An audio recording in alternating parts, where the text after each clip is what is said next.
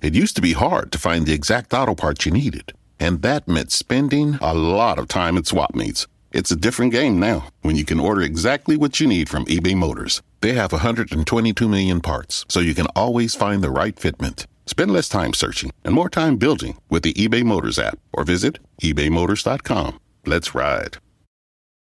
Meet Cocovia Memory Plus with some of the most researched plant-based nutrients harnessing the natural compounds within the cocoa bean. To improve memory and brain function in just 8 to 12 weeks, try Cocovia Memory Plus capsules. Order today at cocovia.com. That's COCOAVIA.com and use coupon code CCV20 to get 20% off your order. These statements have not been evaluated by the Food and Drug Administration. This product is not intended to diagnose, treat, cure, or prevent disease.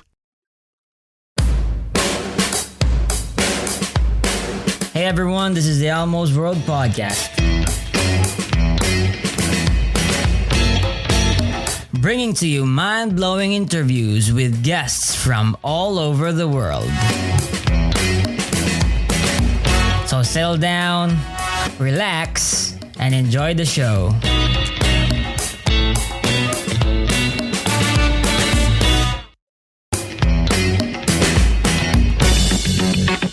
Oh yeah, by the way, if you like the podcast, please support Elmo's World Podcast on Patreon. Your support is what helps the podcast improve more and more. Welcome to Elmo's World Podcast. This is Elmo Adore Jr., your host. I am with my friend Leo here, and he has a very interesting worldview. Can you introduce yourself? Sure. Hello, everyone. My name's Leo. When I introduce myself, I tend to introduce myself as a qualiacentric rationalist geek. That would be my entire introduction. Awesome. So by qualiacentric, I mean, qualia is just a philosophical term that we use for like self, agency, consciousness, the thing in you that is you. It's one of the hardest things that we have to define, that we don't quite entirely understand yet, but it is as much consciousness, or as much as I can call you, that is what we mean by qualia.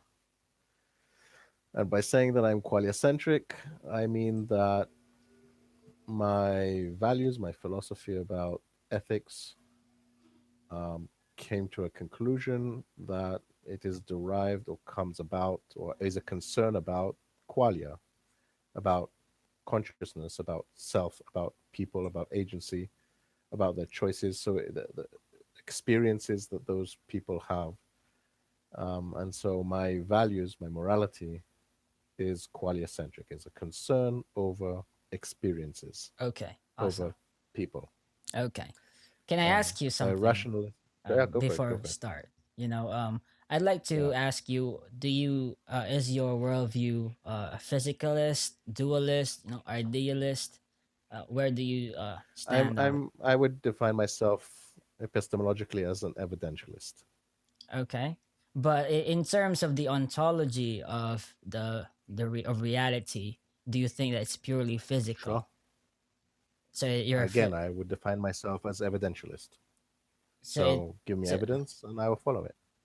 Okay, but ultimately, in terms of induction, you don't have any position on whether the reality is ultimately just purely physical, I guess. But well, so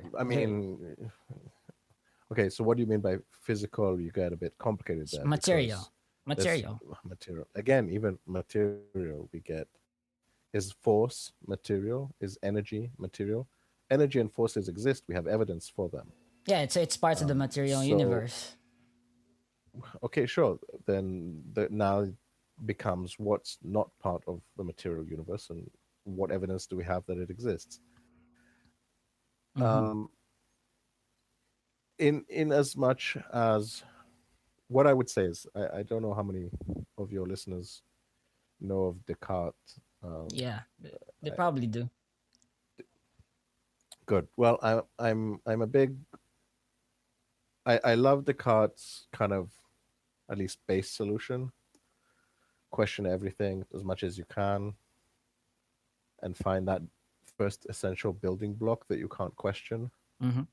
And his answer was cogito ergo sum. I think, therefore I am. The fact that I am thinking is, in and of itself, the evidence of something there, something thinking, some experience.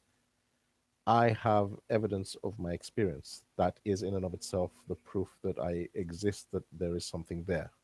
Well, nobody's saying that Now, you're not existing, by the way. But okay, sure, sure. sure. Now, from there, how do we get from there? How do we leave nihilism, as it were? I'm a big fan of Occam's razor. Okay. Most people kind of get Occam's razor wrong. It's often simplified slightly inaccurately as kind of the simplest answer is the correct one, but it's not exactly accurate. It's more accurate to say that it's the case with the fewest assumptions that explains the same facts. So let me give an example that can explain it. Let's say I want to grow a plant, a flower, and I try all sorts of things, and I say, okay, what makes this flower grow? So, okay, the soil, the nutrition in the soil, the water, the sunlight, and pixies. Or I can make the exact same thing and say, no, it's just the soil, the nutrition in the soil, the water, and sunlight. And then the question becomes, okay, I have an assumption of pixies. That's an extra assumption. What does the assumption of pixies explain that the others don't? If it doesn't explain anything, if it doesn't add to that clarification, then I can assume it's not needed. The rest of the things explain everything without it, so I don't need that assumption. I can just cut it out. So you Okay, use that as so a now let me look principle. at reality. Use it. You apply I it to. I I yeah, evidentially throughout we have loads of experience, and we look at every case of experience within our reality, within our perception, within whatever we understand. And we can test it within our experience, and we can compare that to all other experiences, and we can stack and record all those experiences, and we can see if that holds true. And as far as we can tell, it does. And so it's something that, as a tool, we rely on. And when we find that there's a mistake, it's normally our perceptions that made the mistake more than the tools when we record it and see if it's true. So the tool becomes more reliable than our direct senses. Sometimes we make mistakes and the tool is more accurate. So it's a trustworthy tool. And so I can look at reality and I can say, okay, let's try two assumptions. One assumption, this experiences that I have is reality. Sometimes I get some experiences wrong. Sometimes I misunderstand or misinterpret, but I can record it and I can identify the correct things, mostly with research, investigation, other people's perceptions, etc. Assumption number two, all this reality is an illusion. So that would mean that there are actually lots of implied assumptions. The implied assumption is there is this reality because I experience it just the same. So all of this reality exists, but all of this reality is fake. Second assumption. Third assumption, there's another reality that's generating this reality that I know nothing about. So there's two extra assumptions that I have. Do they add anything to my experience? Do they show anything different? Do they generate anything? No. Do they provide any additional information, clarity, answer things that my experience of this reality differs? No. Well, then by Occam's razor, they're not useful. They can be cut out. There are additional assumptions that don't actually provide any additional information to the hypothesis. So it's pointless to include them. If you provide me evidence at any point that they exist, I can always reevaluate. I can say, wait, new evidence, more evidence. My understanding has grown. I know more now. Does it now? Is it worthwhile believing it? Maybe. Okay, fine. But until I come across that evidence, it's not justifiable to believe it because I don't have any reason to. Mhm. Well, I have something to say about that before we move on. Like, Occam's razor is Go a for it. good tool. It is a good principle to use, maybe in common sense. In daily life. That is there a purple giant unicorn walking around the earth? Probably not, right? But the thing though, in terms of when you talk about like ontology and metaphysics, it gets complicated, much more complicated than what the Occam's razor can present. Because one How so? thing I think is that you're simply taking from a limited data set that you have, and making for yourself, and supposing possible assumptions or implications from this data set. But the thing is, what you just said, when you receive new data, you're gonna change your mind and say, "Oh, I was wrong the first time, and so I'm gonna change my new position." And so it seems to be something that gives you a tentative answer, which gives you, well, temporary satisfaction, but ultimately it's irrelevant because you're not really grounding yourself on truth.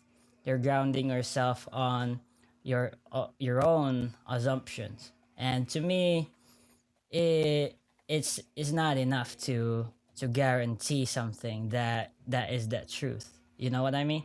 So when you use deduction, for me, when we when we philosophize, when we make investigations, I would say that we have to continue to hold the position as, I wouldn't say agnostic, but more as it's still a theory. It's still theoretical, and when we do that, we're still open to receiving new data and new truth, and any change in the data set won't affect us at all because that's your position. So I think that's one way and a better way to do philosophy, I think. Okay, there's a lot of things you threw in there. Let me see if I can address them all. First, there's a few things I want to address in terms of terminology. This idea of just a theory, because theory is a complicated term. It has different meanings. In colloquial term, like everyday speak, theory means the same as a hypothesis, an idea. In scientific terms, that's not the same thing. It has a very different meaning, very specific meaning. And scientifically, it's the best explanation of the facts. And so facts that we have determined, evidence that we have, and the theory is the thing that binds all those facts and all the evidence together in a cohesive concept that is verified and validated by all the facts. That's very, very different to just kind of like a hypothesis. I'm not sure. This is like as certain as you get. This is as close to a mathematical theorem as you could have. So just the theory is a really complicated term to use, because what do you mean? Are you talking about colloquially just a hypothesis, or are you talking Is that about a question? scientifically best explanation of the fact? Is I don't that a know what you mean question? by that. Okay, when I say Sure. okay, Let's pause it if you want. when I say just a theory, I mean that in terms of its epistemological claim, when you say theory, it's not as strong as when you say a law of some sort. When, for example, On the contrary. So I'm Newton's. correcting you. Okay. Yeah, so I'm correcting you. That's not true. That's factually definition not true. A theory encompasses the laws, incorporates them to explain them. You have a fact, you have a law, Mm-hmm. and then you have a theory above Okay. that. And a Okay. theory takes all the laws and it Mm-hmm. explains them all together Mm-hmm. into one big concept. Yeah, I get what you mean. I get Right? what you mean. Like a So theory of a theory in evolution. science, I Right. get that, So but theory my point beyond no, was, but okay, but theory of okay, gravity, theory of but before you thermodynamics, correct me, theory of I wasn't you. able to So finish. Um, sorry, but I just need to then again try to clarify this point that okay, when you say theory, you mean scientific theory. It is not true that you're talking about a law is above a theory. That's not true. That would be a misrepresentation of what theory means. okay. Well, in terms of what I said, in terms of like is epistemological strength, what I meant by that is, Hmm. for example, Newton's theories of, I guess, the three laws of motion. It was held as one of the strongest models of how our solar system works and how the universe works. But ultimately, it was there were better theories provided by, let's say, Einstein. You know. So that's also inaccurate. That's also inaccurate. And this is, I think, where I wanted to come to the second point. So it comes into it is when we talk about knowledge. What is knowledge? You seem to think that knowledge is like this absolute concept, or it isn't. Knowledge is a growing thing. So it increases with age. Think about a baby learning to talk. It's I not born agree and with you. knows I agree with language, you. right? Knowledge is. It as the baby Mhm, learns more, mhm. right? As it the knowledge the baby has, as we but experience mhm. more of the world, our but I think knowledge of you're the world grows, misrepresenting what I'm right? saying, though. What I'm So so let me when I say knowledge, so let me I would agree then with let you me that. link that. But So let me link that to specifically here Newton and Einstein. Newton's model, right? That's what it is. It's a model. It's a simplified version of reality, and it works perfectly well and we still use it for most basic calculations when we're talking about ballistics, when we're talking about medium size, when we're talking about speeds that are not extreme, like nearing the speed of light. It's only in those really extreme scenarios where it starts to break down, and then we say, okay, the model that is mostly accurate is slightly inaccurate on the fringes, and then we say, okay, well, Einstein managed to explain those fringes better. He managed to find, he got more knowledge, he expanded on what we knew, he tweaked those, he added, he mhm, became more specific, more accurate. He he grew our understanding and added to our knowledge mhm, to refine it to a better mhm. understanding that Yeah, I agree encompassed with you. more scenarios, Yeah, greater.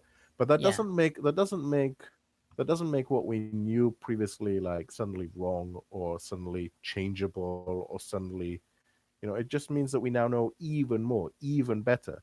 Before we could be accurate to a meter, now we could Exactly. be accurate But to a millimeter. the thing though So it's is more accurate doesn't but mean the it thing though wasn't is that accurate when before. related to what you said about knowledge and truth, I think Hmm. that Hmm. some theories, for example, when initially implemented to how it corresponds to ultimate reality, to truth, it brings about false conclusions or false implications, which when we have even better knowledge, as you say, like how Einstein provided his theory, it improved our understanding of how reality worked, and therefore we arrive closer, much closer to truth rather than before. So when I say knowledge, I would compare it, and especially theories, I would compare it to their correspondence to truth itself, not just an improvement of knowledge. Well, So okay, that so yeah, again, come back into terminologies. Truth is what we would say is right. What we would say is accurate, is true, is there, is the thing that we're trying to identify. Our the knowledge objective is an facts. attempt, the objective facts. Our knowledge is our subjective understanding, our perspective of those facts, what we try to understand. So as our knowledge grows, as it becomes more accurate, we kind of hone in on the truth. We get a better picture of the truth. Yeah. We become more Yeah. accurate.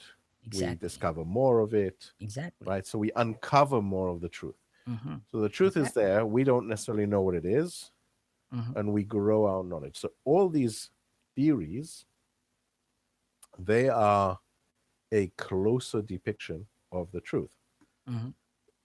Now we get more information, we get even closer. We get more information, we get even closer. But this Mm-hmm. is all this is all supports the idea that we should then investigate even more, Mm-hmm. that we should use better methodologies, Mm-hmm. that we should identify. Because so if this is coming to the assumption that we have an objective, Yeah. that we want to be Yeah. able to have to understand the truth, to Mm-hmm. discover the truth, to be able to predict reality and the outcomes of reality accurately. And if that is our objective, then the best predictive methods that we have, the ones that give us the best predictions, are the ones that we ought to use. Because that's what our objective is, to have predictions of reality.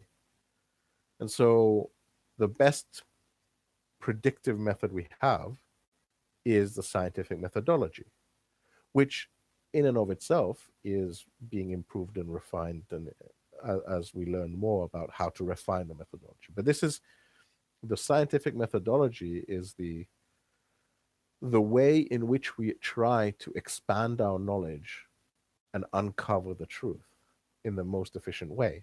And if we get something wrong, which could happen, the way to find out that we got some wrong, the way to get back on track, the way to discover more truth is with more scientific methodology, not less. The only way to correct a mistake within scientific methodology is by better, more rigorous scientific methodology. You're not going to get it by just guessing at it. You're not going to guess it by just making claims. Exactly. We need more evidence. Exactly. So again, we're back to my epistemology, evidentialism. Give me better evidence, give me more evidence, Mm-hmm. and that will discover more of the truth Mm-hmm. more accurately, and then that will be the time in which I will accept it. I completely agree. And when you initially talked about Occam's razor, you know, Yeah, that's not very scientific, I guess. When it's you very scientific. It's well, very scientific. we don't It talks use about the number. Of course, we do. We talk about the number of assumptions that we make and the explanatory power of each assumption. It's mathematically we get rid of any metric or criteria that doesn't fit the set. If I want to look at all even numbers, and I say, okay, all even numbers have what parameters could I give? All even numbers are written in blue and around, and I go, wait, 9 has a round bit and it's written in red. That's inaccurate. When I say, okay, no, all even numbers are ones that are divisible by 2 and have I see. I see souls. your point. And I'm going, okay, well, Yeah, where Occam's does razor soul is come very into it? useful, and it has this We always look mechanistic at nature. metrics, Yeah. right? So think about that's what a set is, right? Mathematical set. You can't get more scientific than that. The first most basic thing. This is definitions. A set is literally all things that are encompassed within one criteria, one definition, one the criteria that is the boundary that is the definition that explains what belongs in that group and what is excluded from that group. Right? That's a set. That's a definition. All things that are belong within one group and all things that are excluded from that group. But I think the boundaries of it. I think the crux of the problem when I was what I was saying about Occam's razor is that, and how you used it, was that in terms of a universal set, we have no knowledge of the ultimate nature of the universe in terms of what everything that it entails, every fact that Sure. it imply from it. And but the thing Let is, me start with that. but Let me take that claim. Then let me Okay. run with that claim for a second and ask you a Okay. hypothetical, because I agree with you. We don't have a full knowledge of everything Exactly. as of yet, right? Okay, fine. We both agree with that. Let me ask you quickly a question. Can I invent things about the universe that are both true and untrue,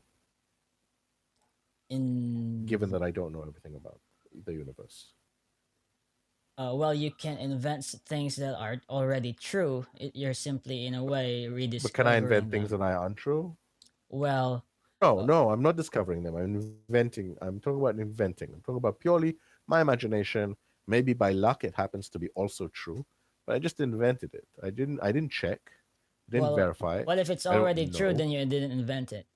That's what I would say. I invented it because I thought about it without discovering it. That's Well, what I say. uh, If I came across it, if I let's say let's say for example, both of us are sitting here and I say, no, there's people living on Mars. We don't know the people living on Mars. And I write a whole book about people living on Mars. It could be true and it could be wrong. We don't know. Let's say we go to Mars and we find that it's true. Did I discover it? No. I invented it because I have no way of knowing that it was true. It's only when I went there and checked that I can say, yeah, it was true. Oh, wait. Then I can verify my hypothesis. This is what I mean. There's a difference mhm. between a hypothesis and a theory. I Okay. haven't verified it. I So can't in a check way, it. your point is that So you that can so I invented arrive it, at the objective truth even with just your own, even by accident. yeah, by accident or a small Sure. deduction from a Yeah, small part absolutely. of the whole sum. That's what you're Or saying. or not. I could make a mistake. I can totally make a mistake and arrive at the right answer. That also happens.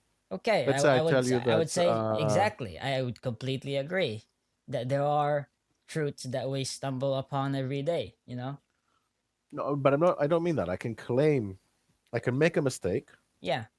and I can claim that it is true and I can make a calculation. I can make a mistake in the calculation and I can prove it by accident, wrongly, incorrectly. Mm-hmm. And But actually then be when we right. discover, we find out it's true. Right. Yeah. But it was by accident. It was wrong. I was wrong. My It calculation was is a wrong. I reached the possibility. truth. Okay. It's possible. I wouldn't It's deny just that. less common and less likely. Mm-hmm. Yeah.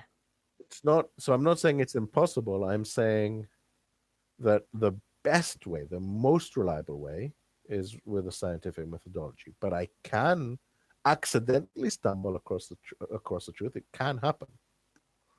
But here's the thing, right? Now we're coming to probabilities and statistics.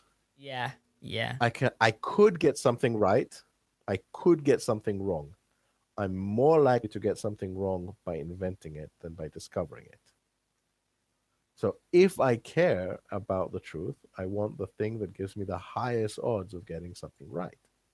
Not just that. I think if you care about the truth, you would postpone your your your your belief in your theories and hold on until you have like an omniscient or a totality of knowledge of the truth before you You make can't have totality of knowledge. You we can have enough exactly. sufficient I knowledge. completely agree with You can you. but you can't no, But but you can't that's you why can't that's why hold but you if you can't hold that's no why belief in anything. we have No, intellectual listen, right? When integrity, right?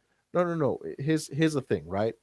Let me come to an example. We were discussing this example before we started the podcast. I come to cross the road. I see a car coming by. I hear it, I smell it, I see it. That's evidence. I could be hallucinating. I don't know. Should I ignore that belief until I know for certain everything? No. The knowledge that I do have, seeing it, hearing it, smelling it, that is enough evidence for me to believe it exists. And that belief changes my behavior from wanting to cross the road to not wanting to cross the road because I recognize the danger of that car going to hit me means I will be injured, harmed, killed, whatever. Yeah. I see a lot of So problems in that analogy though. Sorry, but I think, Go for it. What problems do you see? Go. yeah, for example, there are a lot of presuppositions still in that analogy, right? Like that it is expected that there are probably cars that pass by, or that you are in the road, Sure. that there is a you, and things like that. So, in Sure. terms, But those things, what I'm saying, are also things that are cumulatively evident throughout my childhood. As I grow up, I am constantly bombarded with more evidence, right? As a kid, I grow up and I see a car, I don't know okay, what it is. I'm about to I cross the road. My agree, parents pull my hand back I and agree. stop me. So then, as I grow up and encounter more of Mm-hmm. reality, I gain more experience of reality. My knowledge is never complete of reality. I've Mm-hmm. still never been to Mars. The fact that I don't know what's happening on Mars does not mean that I don't know a car's coming Mm-hmm. I agree. But the or real that I don't have question, sufficient though, reason. So, this exactly. is what I mean, that I don't have to Mm-hmm. be omniscient or omnipotent or have full set of knowledge of everything in order to have sufficient confidence to believe in the things that I do know. So you It's can not a have binary sufficient condition. confidence, whatever, but it That's doesn't mean fine. you're arriving at the truth. That's all. I would agree with you on that case. You can have That sufficient is the confidence, but it doesn't mean that I think you that's the best thing we could do in any exactly. scenario. It's the Okay. as much confidence Okay. as we have, I but you then can't have more than that no matter what. I completely agree. There's no claim you can make that would have more confidence Then than I completely agree with you, that. man. By the way, I just want to say that you're So an awesome person to talk to. Like, thank you so thank you. much for this, and I'm learning so much. By the way, I'm sorry if I like keep talking. I just loved It's fine. engaging in ideas. Yeah, By yeah, the I way, understand. please Me too. continue. Thank you so much. No, it's okay. It's okay. I have a tool that I use that I often try and use to explain to people this perspective. I say, I'll give you five different claims, and I want to try and explain the difference between them. These are, yeah, to. Or let me backtrack a bit. When we discuss things, I like to analyze it and break it down like this. I can break down any discussion, any debate into five different types of claims. The first claim is a definitional claim. That comes back to the maths set theory. What do we mean by something? What things are included or excluded from that set of that group of things? Second type of claims is a factual claim. That is a descriptor of reality. Um, the third type of claim is a value claim. That is a perspective about what we care about, why we think it is important to care about it, what is the comparative between different things we care about, how do we evaluate things that we care about. And the fourth type of claim is policies, actions taken, problems and solutions. Have a problem, so what is the problem? What is the solution? How does the solution fix this problem? Um, if we take that basic model, there's the fifth claim, or claim zero, which is kind of like a meta claim, which is sort of like discussing the ideas of about our discussion. Would be Meta claim. like Yeah. you asking me, can we have a podcast? Sure. What's the format? How much time do we have to speak? What do we talk about? So when you give me a claim, I can say, is it relevant to our discussion? Or we can discuss it later, maybe a different time. Maybe, wait, you've transgressed the time that we had, broke our rules, agreement. Courts use it all the time. Like, you want to take a claim before the courts, the first question they'll ask is, okay, are we the right courts to hear this case? Are you the right person to bring this case before us?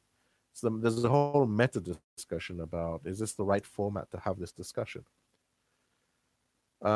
And in most times in everyday life when we have a discussion, that kind of doesn't come across. We don't we assume, we kind of infer it if Can we're we starting a recap discussion, the but it five is. again? Like Go for it. definitional, uh, Yeah. policy, the zero claim, and the last two uh I forgot. I, I Right. forgot. So the thing is that they're all based on top of one another. We Yeah. first have to have this meta discussion or assumption of a meta discussion to agree to have a discussion. So claim zero is this meta discussion. Then we have a definition. We have to agree what we're talking about. Then we have facts, descriptors of reality. Then we have values. Why do we care about them? And then we have policy, problems, solutions. You can't discuss problems and solutions without having values that you care about. It's not a problem if you don't care about it. You can't discuss values if you don't have facts, descriptors of reality, because values derive from the descriptors of reality. If the facts in reality are different, so will our values be different. And you can't talk about facts in reality if you don't have a common definition. Yeah, go for it. So they build on top of one another. They build on top of one another, and again, I can go into loads more description into each one of those, but it's a useful tool to break down, right? So it's kind of like a pyramid, if you will. Everything is built on top of the foundation before beneath it. Okay, so let me go again. First level zero, meta. This is our discussion, our agreement to have a discussion, the rules that we set, the setting, the discussion about the discussion. After that, level one, definition. This is where we talk about set theory, mathematics, criteria. What do we mean by a term? How do we have a common language? Um, when we have a definition, what should or should not be included within that term? If we don't have a common language, we'll talk past each other. Now, on top of that, factual, that is description of reality. In order to have factual, you have to have a definition so you know what you're talking about. If you have a definition, we can talk about describing, using those definitions to describe reality. Above factual, you have values. This is what we care about, why certain things that describe reality matter to us more than others. And when things matter to us, that leads us to the final level, policy, problems, solutions. Yeah. What is a Awesome. problem? Why is it a problem? What's the cause of the problem? What's the solution? How does the solution fix the problem? We talk about the actions that we take to fix things that we care about. Awesome.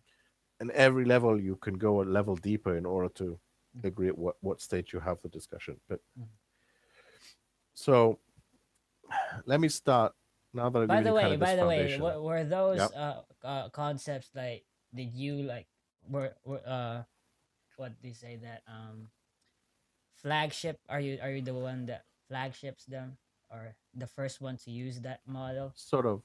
Okay. That's hard to say because so it comes from a background in debating, But you're the and one to it's like sort of conceptualize it in that pattern, in that way. to the best of my knowledge, I'm the one who Okay. conceptualized it in Well, that way I might first. coach you Yes, on that someday. go for it. Okay. Um, yeah. So I have these 5 examples that I use to try and explain factual claims because not all factual claims are the same, and this goes as well to show to kind of what you were talking about, the context in which we make factual claims. So I'm going to give you 5 different claims, and then I can explain what I mean by types of claims that are how I label them. So the first one would be yesterday. I took my dog for a walk in the park.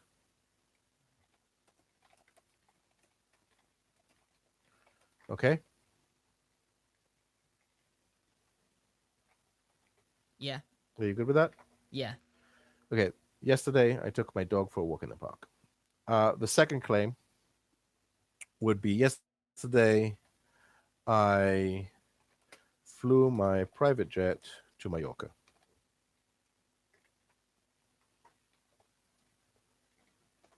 Okay. Mm-hmm.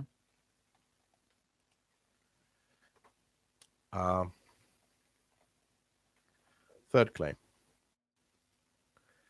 Yesterday, I met up with my extraterrestrial friends for tea.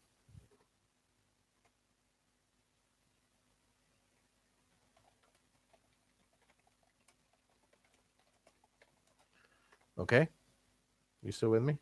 Yeah. Yeah. Dog, Okay, plane, aliens. exactly. Four. Yesterday, I went for a swim in the sun. Like literally in the sun or under Yeah, the sun. Okay. in the sun. Okay? Okay. And the fifth claim. Yesterday, I was a married bachelor.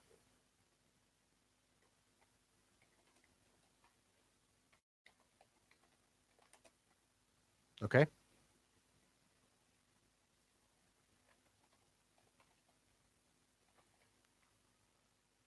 You with me? Yeah. Yeah, I'm listening. Okay, so let me let me clarify each one of those claims one by one now. Because claims, they don't stand on their own. And I'm sure that as I was saying it, you were starting to say, hang on a second, that doesn't sound like it's believable. At some point you stop believing me. I'm guessing probably it's sentence two, right? So sentence one is what I would call a common sense claim. Yesterday I took my dog for a walk in the park. Yeah? You with me? Yeah, okay. By common, it's actually confusing because it's actually not one claim. It's a series of claims or a series of implied claims that all of them refer to things in reality that are descriptors of reality that I am aware of from my own personal experience. Right? Yesterday, dogs, parks, dogs exist because I've seen dogs, lots of them, commonly. Parks, seen parks, commonly. Personally, on film, TV, whatever, I've seen people take dogs to the park. There's so many things that come into it. I've seen people own dogs, feed dogs, play with dogs, take them to the park. This is something that everything in my experience demonstrates and shows me that it exists. I have constant, repeated evidence confirming and affirming this claim to make it so that it's actually not like, why would anyone lie about it? Like, it's such a mundane claim. I would need to think of a motive why someone would lie about it. It could be untrue, but why? Everything in my experience suggests that there's not even a reason to question it because there's so much evidence supporting that it could be the case.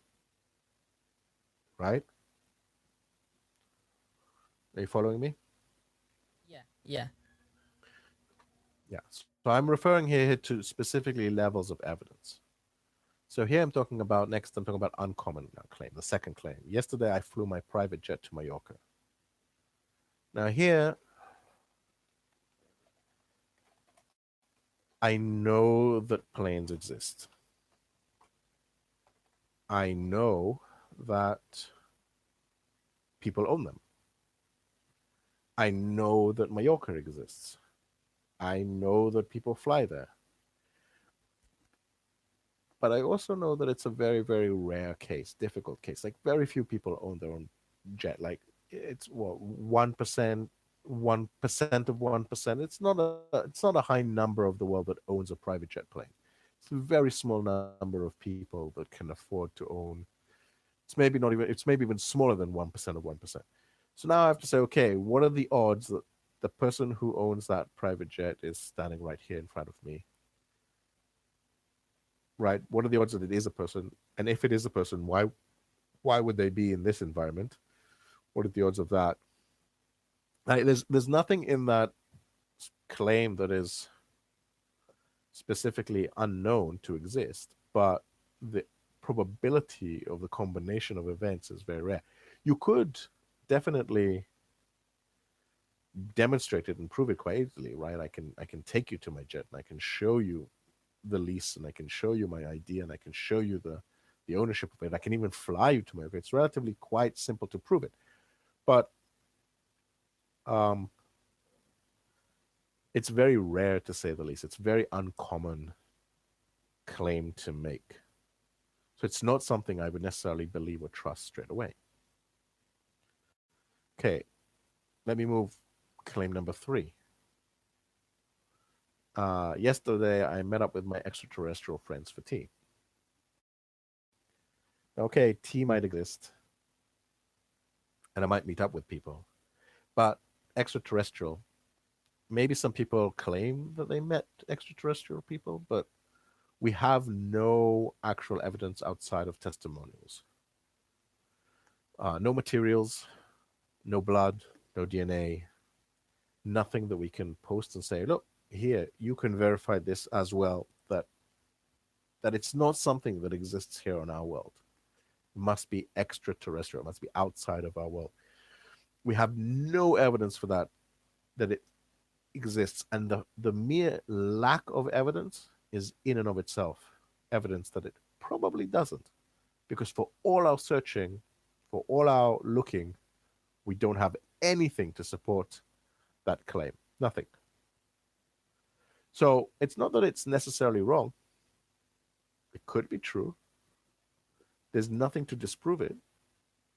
But we have absolutely no evidence whatsoever to actually suggest that it is true. Okay. Let me go to claim number 4. Counterclaim. Yesterday I went for a swim in the sun. Now this isn't just a claim of something that I can't do, because I can see the sun. I know the sun exists. But I also know other things about it. I know that the sun on the surface is 6,000 degrees Celsius on the surface. I know that there's it's 8 light minutes away, just to travel. We can't even travel to the moon it takes us 3 years right now to travel to Mars, traveling to the sun. And that's without dying from radiation, heat, whatever. How exactly am I swimming in fire? Everything that we know, I can't go into space without protection suit. I can't get there in the time available. I can't swim in fire, let alone survive the radiation and the degrees that we're talking about on the surface of the sun, let alone anywhere deeper in the sun. Everything about that, all the evidence that I have suggests that claim is untrue. I have counter evidence. I have lots of claims. If that claim were to be true, it's not enough just to present evidence that doesn't exist. You have to also explain away all the other evidence that we have that contradicts that possibility. We have lots of evidence that is not something possible in our understanding of reality. So you'd have to present a lot of evidence. How is that even possible? This is what I would call a counterclaim, right? Counter-evidential claim. And lastly, the 5th one. Yesterday, I was a married bachelor. And this is a logical impossibility. This is like a direct up logical contradiction. Yeah. Right? This is, by definition, married means not being a bachelor. By definition, bachelor means not being married. You cannot be the same thing. 3 laws of logic. Law of identity, A equals A. Law of non-contradiction, A does not equal not A. right? Let everything that we know about logic, about reality, about the fundamental, this is contradictory to everything we understand. It is more than just evidence and facts. This is our entire epistemology, understanding of how we think would have to change in order to prove that this is true. Um, so this would be an illogical claim. So each one of these claims is progressively less realistic, less likely to be true. And so the first thing when someone makes a claim, I want us to try and just evaluate on this scale what kind of claim it is. Because then we can see what kind of evidence you need to present. And most claims are going to be somewhere between 1 and 2. Most claims. But once we move away from 2, if you are doubting number 2, if you're outright rejecting number 3, why would you accept claims that are 4 and 5?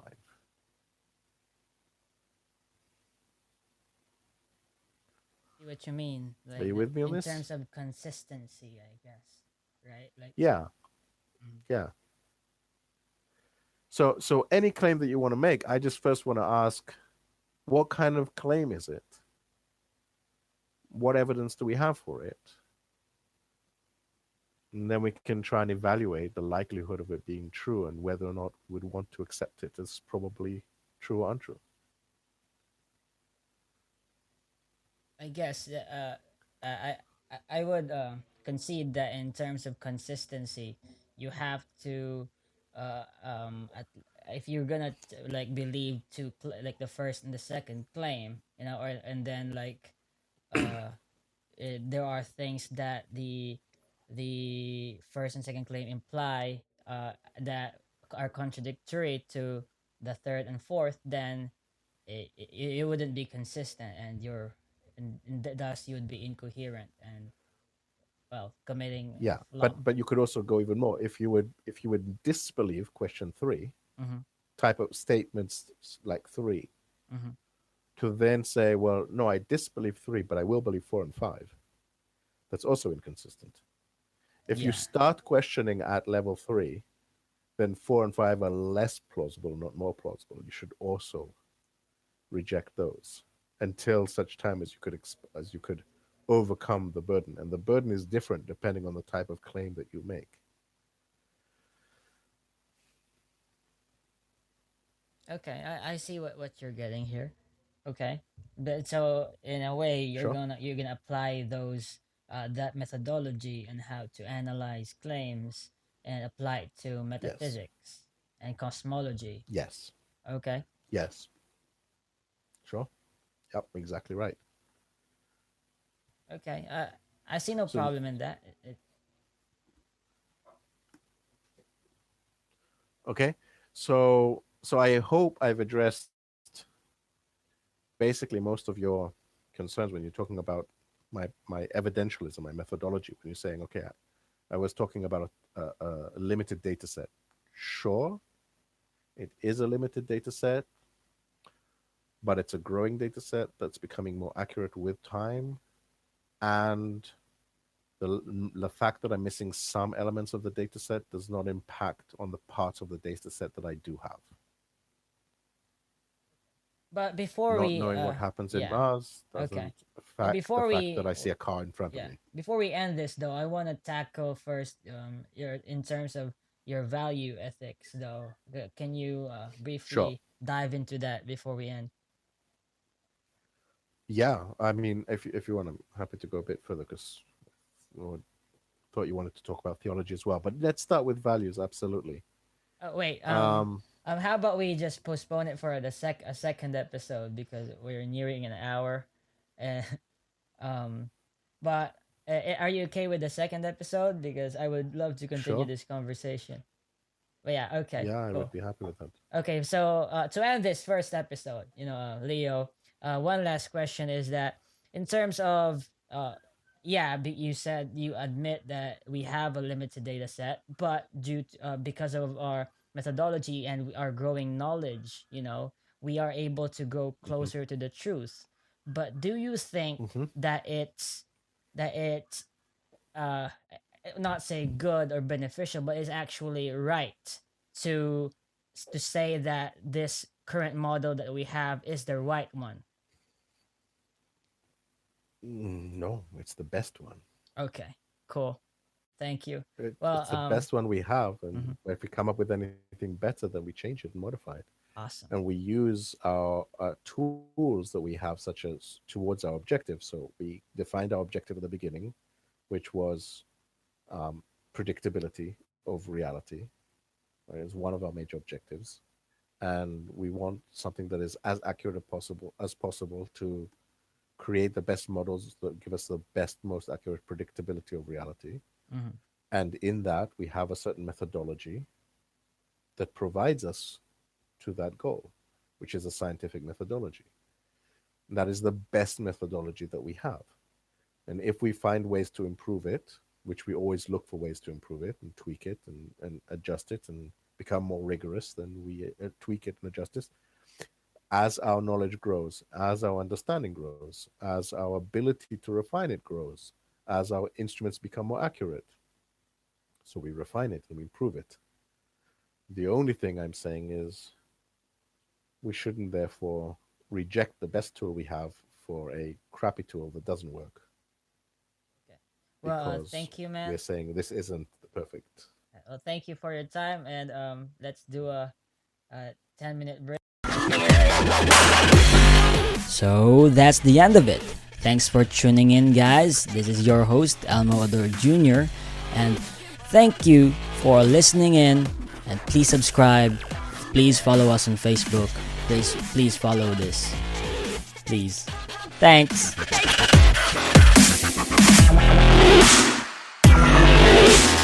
Hi, it's John Taffer from Bar Rescue. Did you know the second building in America was a tavern? When I built my new restaurant franchise concept, Taffer's Tavern, I thought back to the roots of what makes a tavern, timeless character, all while delivering an unbelievably delicious food and beverage experience. That, paired with my 40-plus years in the industry, provides a clear roadmap to success. Do you have what it takes to be a Taffer's Tavern franchisee? If so, I'd love to hear from you. Visit franchise.tafferstavern.com. Recently, Total Wireless helped Charlie Michelle stage a virtual dance recital for her friends and family. This event was super meaningful to them. Because when you move to Total Wireless, you can get amazing devices on nationwide 5G. And with unlimited plans starting at $25 a month, you could save up to $1,200 a year. Thank you, Total Wireless, for helping me pull this off. Total Wireless. Do amazing. Compatible 5G device required. 5G network in limited areas. Month equals 30 days. Savings claim made when compared to 4-line postpaid plans of leading carriers 10-20-20. See terms and conditions at TotalWireless.com.